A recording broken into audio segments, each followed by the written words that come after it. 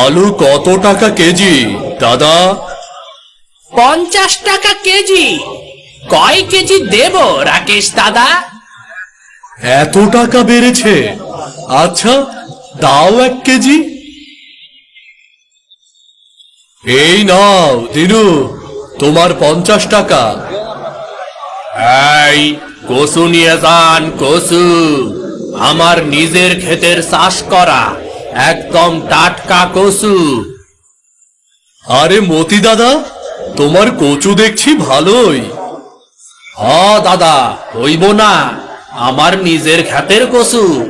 এইটা নিয়ে যাও, একবার খাইলে গালে লাইগা থাকবো। গাল চুলকাবে না তো? আরে না, তুমি চাইলে কাঁচাও খাইতে পারো। এত করে বলছো, তাহলে দাও দেখি। হরি দাদা, তোমার ইলিশ কত করে গো? রাকেশ দাদা যে, তা কোন মাছটা দেব? দাও একটা বড় দেখে ইলিশ মাছটাই দাও। আচ্ছা, দিচ্ছি।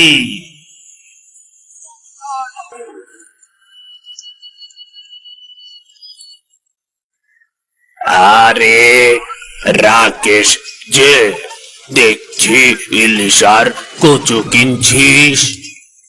হ্যাঁ খুড়ো, এই টিপ টিপ বৃষ্টির মধ্যে মনটা চাইলো ইলিশ ভাজা খাবো, তাই কিনে ফেললাম। আহা, ইলিশ কতদিন হলো খাই না।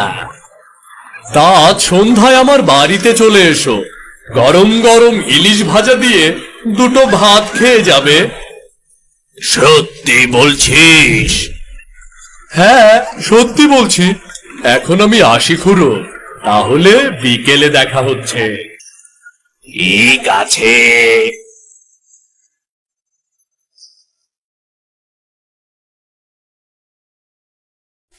কোথায় গেলে বউ? দেখো, আজ বাজার থেকে কি নিয়ে এসেছি। ওগো, এত বড় ইলিশ কিনে এনেছো দেখছি। হ্যাঁ, ইলিশ কিনেছি, আর সাথে দেখো কচুও কিনেছি। তা ভালোই করেছো। মা ইলিশ কেনার কথা বলছিল, তুমি নিয়ে এসে ভালোই করেছো। সে কি কথা, তুমি আগে বলনি কেন? আগে আগে কি আমি জানতাম? তা আমার ছেলে মেয়েকে দেখছি না তো, ওরা কোথায়? মা তিন্নি, বাবা রাতুল, কোথায় গেলি? দেখে যা, তোদের বাবা কত বড় ইলিশ মাছ নিয়ে এসেছে। আম্মা, বাবা এত বড় ইলিশ নিয়ে এসেছে দেখছি। বাবা, ও বাবা, তুমি জানতে আমরা ইলিশ মাছ খেতে চাচ্ছি? না রে মা, এই বৃষ্টির দিনে আগে কত ইলিশ খাওয়া হতো, এখন তো আর আগের মতো ইলিশ মাছ খেতেই পারি না। আজ মনের মধ্যে বড্ড ইচ্ছে হলো ইলিশ খাওয়ার, তাই ইলিশ কিনে আনলাম। কি মজা, কি মজা! আজ আমরা ইলিশ মাছ দিয়ে ভাত খাবো। দিদি, ঠাকুমা বলেছিল ইলিশ মাছ নিয়ে আসলে নতুন রেসিপি রান্না করবে। চল, আমরা ঠাকুমার কাছে গিয়ে খবরটা দিয়ে আসি। হ্যাঁ রে দাদা, চল।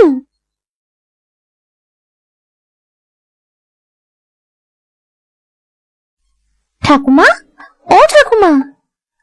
কি রে, এইভাবে চেঁচাচ্ছিস কেন? কি হয়েছে? জানো ঠাকুমা, বাবা না এত বড় কচু আর এত বড় একটা ইলিশ মাছ নিয়ে এসেছে। আরে তাই নাকি? তা তো বেশ ভালো কথা। ও ঠাকুমা, এবার কিন্তু তোমাকে আমাদের জন্য ইলিশ দিয়ে নতুন কোনো রেসিপি তৈরি করে খাওয়াতে হবে। আচ্ছা আচ্ছা, বেশ, খাওয়াবো। তবে আমি এখন বুড়ি হয়ে গেছি, স্বাদ একটু এলোমেলো হয়ে গেলে আবার বকাবকি করিস নে জানো। সে তুমি চিন্তা করো না, তুমি আমাদের নতুন রেসিপি খাওয়াচ্ছ, এটাই শেষ কথা। ঠিক আছে।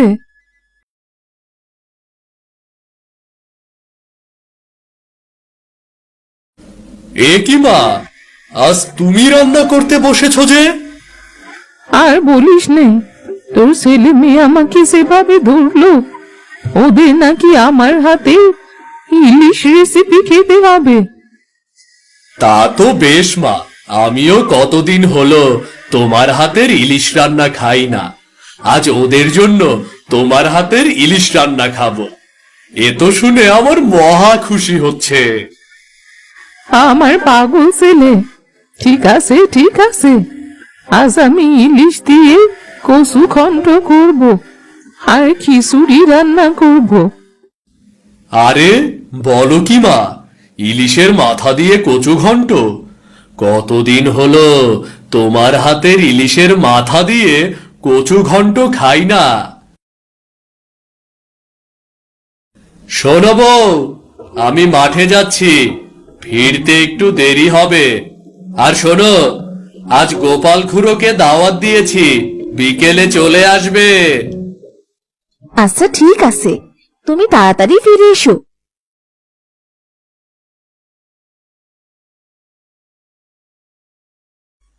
এই দাদা, চল না আমরা একটু মাঠ থেকে খেলা করে আসি, ততক্ষণে ঠাকুমার রান্নাও শেষ হয়ে যাবে। ঠিক আছে, চলো তাহলে। বৌমা, আমায় একটু জল এনে দাও তো, তরকারিতে জল লাগবে। আপনি বসুন মা, আমি এক্ষুনি কল থেকে জল নিয়ে আসছি।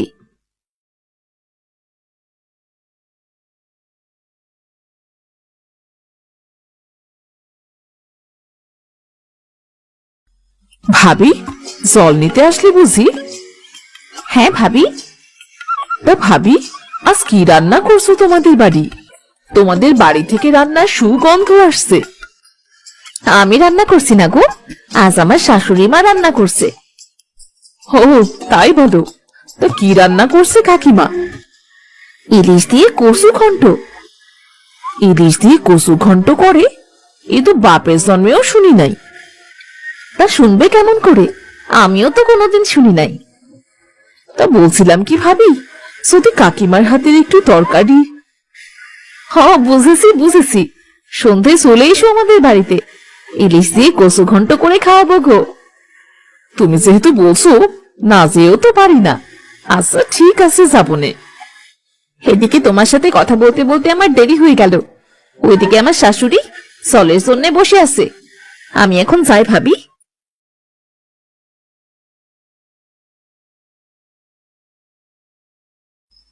এত সময় লেগে গেল তোমার জল নিয়ে আসতে? ওই রেশমি ভাবির সাথে একটু কথা বলছিলাম, তাই দেরি হয়ে গেল মা। আচ্ছা আচ্ছা, হয়েছে হয়েছে, দাও তো এবার তাড়াতাড়ি জলটা দাও দেখি। দাদা, ও দাদা, চল, অনেক তো সময় হয়ে গেল, এতক্ষণে ঠাকুমার রান্নাই শেষ হয়ে গেছে। হ্যাঁ চলো চলো, আমার যে খুব ক্ষুধা লেগেছে। তোর তো শুধু খাওয়ার ধান্দা, চল তো চল।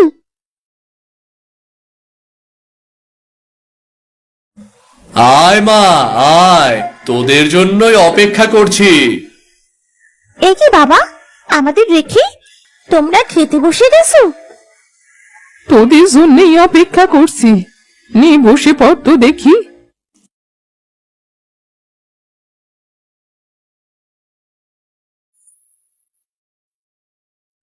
আরে বাহ বাহ, দারুণ স্বাদ হয়েছে তো। সত্যি ঠাকুমা, তোমার হাতে রান্নার কোনো তুলনা হয় না। মা, ও মা, আমাকে আরেকটু দাও না, আজ আমি অনেক খাবো। দিছি বাবা দিছি। আস্তে আস্তে খা বাবা, এত তাড়াহুড়োর কি আছে? আজ কোনো কথা বলো না তো তুমি, আজকে খেতে দাও চুপচাপ। একটা রাক্ষস কোথাকার, দেখো দেখো কেমন করে খাচ্ছে দেখো। কতদিন পর সেই পুরো ইলিশের স্বাদ পেলাম।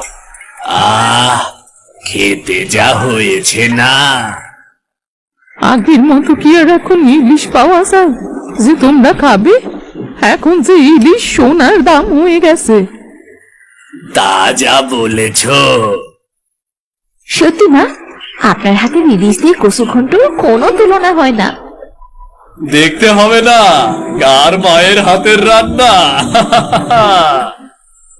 সত্যি বাবা, তোমার মায়ের হাতে রান্নার তুলনা হয় না।